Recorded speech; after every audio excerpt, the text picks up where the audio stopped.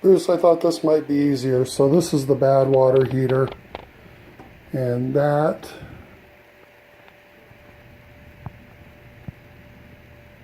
is the hot water going out.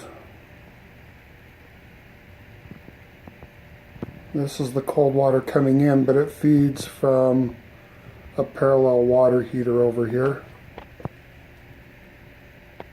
And then that's the shut-off valve to the cold water on the first water heater.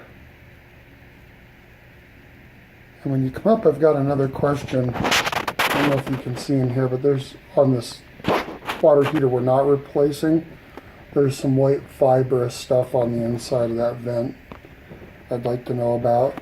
And then on this one, this is where the corrosion was occurring on the hot outside. I don't know how well this will take.